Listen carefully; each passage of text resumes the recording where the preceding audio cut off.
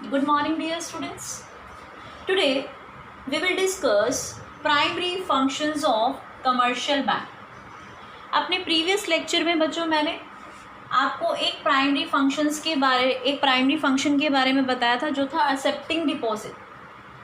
Bank जो है लोगों के पैसे को एक्सेप्ट करता है, डिपॉजिट को एक्सेप्ट करता है। एक काम तो हमने आपसे डिस्कस किया था, बैंक अकाउंट फैसिलिटी प्रोवाइड कराता है अपने कस्टमर्स को। नंबर ऑफ बैंक अकाउंट्स के बारे में हमने डिस्कस किया था। आज हम एक और बैंक के फंक्शन के बारे में बात करने जा रहे हैं, जिसका नाम है एडवांस लोन। हमने जो है एक्सेप्ट कर लिया डिपॉजिट। अब बैंक क्या काम करने जा रही है, अब पब्लिक को लोन फैसिलिटी प्रोवाइड करा रही है, उनको एडवांसेस देने का काम कर रही है। तो हम देखेंगे कितने तरह के एडवांसेस जो है कमर्शियल बैंक अपने कस्टमर्स को प्रोवाइड कराते हैं। चलिए हम स्टार्ट करते हैं बच्चों। सबसे पहले फर्स्ट एडवांसेस की बात करती हूँ, बैंक ओवरड्राफ्ट। सबसे पहला जो है एडवांसेस है वो है बैंक ओवरड्राफ्ट। अपनी प्रीवियस वीडियो में भी मैंने डिस्कस किया था, दोबारा से डिस्कस करते हैं। बैंक ओवरड्राफ्ट क्या होते हैं? Under this facility who has current account is allowed to withdraw more than balance in his account. एक पर्सन जिसका करंट अकाउंट है एक बैंक के अंदर, एक कमर्शियल बैंक के अंदर, उसको बैंक अलो कर रही है कि वो अपने करंट अकाउंट में जितना भी अमाउंट पड़ा है उस अमाउंट से ज़्यादा पैसा विड्रॉ कर सकता है।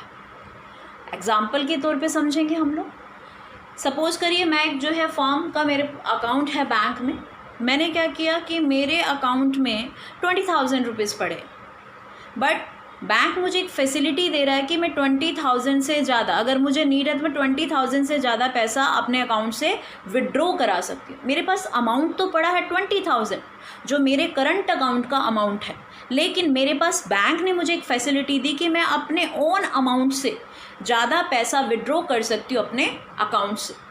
ऐसी फैसिलिटी को हम क्या बोलते हैं? Bank overdraft. अगर मेरे पास 20,000 थे मेरे अकाउंट में और मैं 30,000 विड्रॉ करा रही हूँ, तो बैंक ने मुझे कितने ओवरड्राफ्ट फैसिलिटी दी? 10,000 एक्स्ट्रा पैसा विड्रॉ करने की फैसिलिटी दी मेरे अकाउंट से। ऐसी फैसिलिटी को हम क्या बोल देते हैं? Bank overdraft. क्या मैम कितना भी पैसा जो है आप एक्स्ट्रा निकलवा सकते हो? ऐसा नहीं होता बच्चों। यहाँ पर मैंने मेंशन करा but up to an agreed limit and agreed period.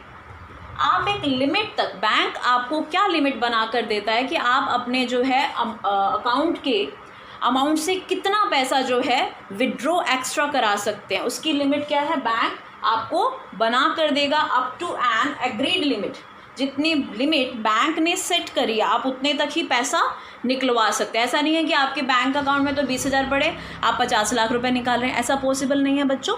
Bank आपको एक लिमिट बना कर देगा कि आप इतना एक्स्ट्रा पैसा निकाल सकते हैं फॉर ए एग्रीड पीरियड। कितने टाइम तक आप उस पैसे को यूज़ कर सकते हैं और कितने टाइम बाद वो पैसा आपको दोबारा से बैंक में डिपॉजिट कराना पड़ेगा, जो आपने एक्स्ट्रा पैसा बैंक से निकाला। अब एक क्वेश्चन आता है, ये फैसिलिटी तो दे रहे हैं, एडवांसेस की फैसिलिटी दे रहे हैं कि अपने अमाउंट से ज़्यादा अमाउंट आप क्या करें? बैंक से निकाल लीजिए। करंट अकाउंट होल्डर्स को ये फैसिलिटी मिल रही है। क्या बैंक इस पर कुछ चार्ज करती है? बिल्कुल करती है बच्चों। बैंक जो है अगर overdraft facility current account holders को दे रही है तो बैंक जो है करंट अकाउंट होल्डर से इंटरेस्ट भी चार्ज करती है। जितना एक्स्ट्रा पैसा उन्होंने अपने अकाउंट से विड्रॉ कराया है उस एक्स्ट्रा पैसे के ऊपर जो है बैंक इंटरेस्ट चार्ज करेगी और जो करंट अकाउंट होल्डर है उनको इंटरेस्ट पे करना पड़ेगा। इस तरीके की फैसिलिटी को हम क्या बोलते हैं? Bank overdraft facility. अपने अकाउंट के अमाउंट से ज़्यादा पैसा बैंक से निकालना ओवरड्राफ्ट फैसिलिटी होता है। नेक्स्ट पढ़ेंगे बच्चों, सेकेंड एडवांस की बात करते हैं। एक और फैसिलिटी एडवांसेस में दे रही है बैंक, जिसका नाम है cash credit. Second type of facility है। देखिए हम क्या करते हैं इसके अंदर, जो बोरोवर्स हैं एक लमसम अमाउंट, एक फिक्स अमाउंट या lump sum amount is allowed up to a certain limit. Bank एक लिमिट बना देती है, उस लिमिट को जो बोरोवर हैं, जो पैसा जो है जिनको लोन लेना चाहते हैं बोरोवर हैं, वो क्या कर सकते हैं? एक सर्टेन लिमिट तक पैसा जो है बैंक से ले सकते हैं, बोरो कर सकते हैं अगेंस्ट सिक्योरिटी। अब क्या किया जा रहा है? कोई बिज़नेस है, जो कोई कंपनी है, उसको नीड है, शॉर्ट टर्म जो है उसकी नीड है, इसके लिए बैंक एक और फैसिलिटी दे रहा है। बिज़नेस या कंपनी जो है एक बैंक में अकाउंट ओपन करे, अगर वो कैश क्रेडिट लेना चाहते हैं तो जितना कैश क्रेडिट की एक लिमिट बैंक फिक्स कर देता है कि आप इतना अमाउंट जो है कैश क्रेडिट करा सकते हैं अगेंस्ट ए सिक्योरिटी। सिक्योरिटी का मतलब क्या है, आप अपनी कोई चीज़ उनके पास गिरवी रख कर पैसा जो है एडवांस ले सकते हैं बैंक से। देखिए, मैंने बैंक ओवरड्राफ्ट में तो कुछ ऐसा नहीं बोला था कि हम लोग क्या कर रहे हैं, कुछ गिरवी रख रहे हैं, लेकिन अगर आप कैश क्रेडिट फैसिलिटी एक बोरोवर लेना चाहता है तो उसको पहले तो बैंक में एक अकाउंट ओपन कराना पड़ेगा। बैंक में अकाउंट ओपन कराना पड़ेगा। सपोज़ करिए बैंक में उसके अकाउंट में ज़ीरो बैलेंस है, कोई बैलेंस ही नहीं है, फिर भी उसको एक फैसिलिटी बैंक दे रहा है कि वो एक सर्टेन अमाउंट जो है बैंक से विड्रॉ करा सकता है। बैंक ने उसको एक फैसिलिटी दी कि एक सर्टेन अमाउंट वो क्या कर सकता है, विड्रॉ करा सकता है अगेंस्ट सम सिक्योरिटी। कुछ सिक्योरिटी रखने के बाद एक फ़िक्स्ड अमाउंट जो बैंक ने फिक्स किया है वो जो बोरोवर है बैंक से ले सकता है। अब एक क्वेश्चन आता है, क्या इसके ऊपर बैंक इंटरेस्ट लेगा? बिल्कुल लेगा। जब कैश क्रेडिट फैसिलिटी दे रहा है एक पर्सन को जिसका अकाउंट में ज़ीरो बैलेंस है, उसको जो है एक फैसिलिटी दे रहा है कि वह कुछ अमाउंट को विड्रॉ बैंक से करा सकता है, उसके लिए उसने सिक्योरिटी रखी और उसके साथ वो इंटरेस्ट भी चार्ज, बैंक जो है इंटरेस्ट भी चार्ज कर रहा है और सिक्योरिटी को मॉर्टेज भी कर रहा है। यहाँ पे दो काम हो रहे हैं। बैंक ओवरड्राफ्ट के अंदर जो ऑलरेडी जिसका करंट अकाउंट था उसने एक्स्ट्रा पैसे निकलवा लिए थे, लेकिन जब हम कैश क्रेडिट की बात करते हैं तो एक सेपरेट अकाउंट है जिसके अंदर हो सकता है ज़ीरो बैलेंस है, तब भी बैंक फैसिलिटी दे रहा है अपने कस्टमर को कि वो ज़ीरो बैलेंस होने के बाद भी वो क्या करें, आप बैंक से कुछ लमसम अमाउंट को जो है बोरो कर सकते हैं बैंक से। किसके अगेंस्ट कर सकते हैं? सिक्योरिटी रखने के बाद, एंड इंटरेस्ट भी जो है उस पर फिक्स किया जाता है जितना अमाउंट जो है बैंक उसको एडवांस दे रहा है। ये होता है बच्चों कैश क्रेडिट फैसिलिटी। अब नेक्स्ट आते हैं हम लोग टर्म लोन। अब एक और है टर्म लोन। टर्म मतलब जैसे मैंने बताया था कि फिक्स टेन्योर होता है, कार्यकाल क्या होता है, फिक्स्ड होता है उसके अंदर। जैसे शॉर्ट टर्म के लिए लोन दे रहा है, मीडियम टर्म के लिए लोन ले रहा है या लॉन्ग टर्म के लिए लोन लिया जाता है बैंक से, उस लोन को हम क्या कह देते हैं, टर्म लोन।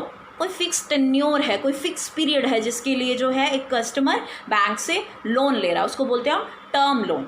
अब समझेंगे टर्म लोन क्या होता है। कुछ advances repayable on expiry of specified period. एक स्पेसिफाइड पीरियड के लिए एक बोरोवर बैंक से लोन लेता है। स्पेसिफाइड पीरियड मतलब 1 साल, 2 साल, 3 साल, 5 साल, ये स्पेसिफाइड है कि बैंक ने आपको लोन क्या दिया है, एक स्पेसिफिक पीरियड के लिए दिया है।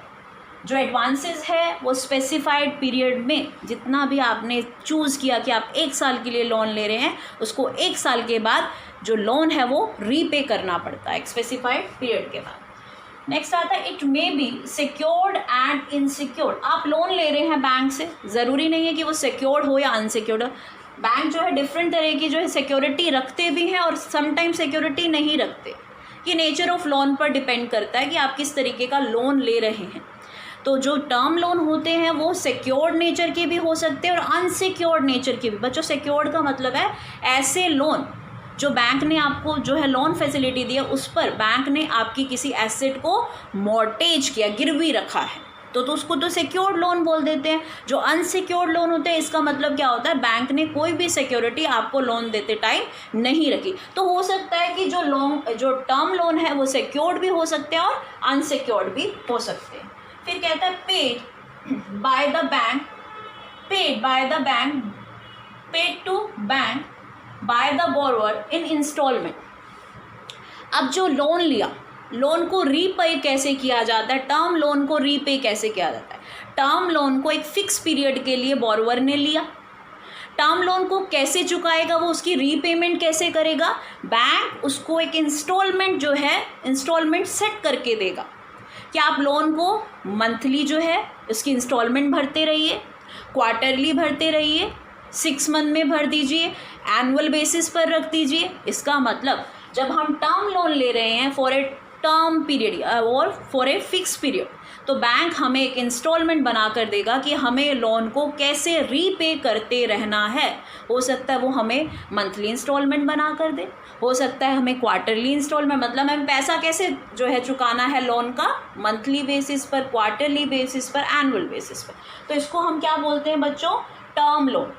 टर्म लोन वो लोन होता है जो एक फ़िक्स पीरियड के लिए जो बोरोवर्स हैं बैंक से लेते हैं, बैंक उन्हें एक फ़िक्स पीरियड के लिए लोन देते हैं एंड उनकी इंस्टॉलमेंट भी वो फिक्स करके देते हैं कि आप लोन को कैसे रीपे करेंगे, मंथली बेसिस पर, क्वार्टरली बेसिस पर या एनुअल बेसिस पर। और ये सिक्योर्ड भी हो सकते हैं और जो है अनसिक्योर्ड भी हो सकते हैं। नेक्स्ट आता है डिमांड लोन। सेकेंड जो हम लोन के बारे में पढ़ रहे हैं वो है डिमांड लोन।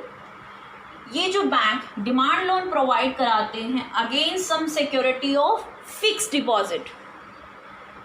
एक कस्टमर के पास उसका फिक्स डिपॉजिट है, उस फिक्स डिपॉजिट को बैंक एज ए सिक्योरिटी अपने पास रखते हैं और कस्टमर को लोन फैसिलिटी प्रोवाइड कराते हैं।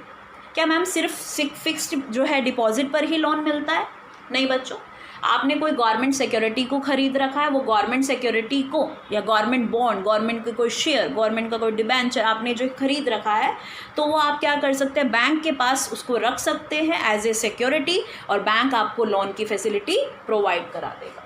अब हमने यहाँ पर डिस्कस कर लिया कि ये जो बैंक हैं जो डिमांड लोन देते हैं वो कैसे जो है लोन देते हैं against the security of fix deposit, any government security, आपको उस पर लोन मिल रहा है। Bank can demand at any time, जो पैसा वो लोन पर दे रहे हैं आपको, जो बैंक आपको एडवांसेस दे रहा है, आप उसकी रीपेमेंट कैसे करें?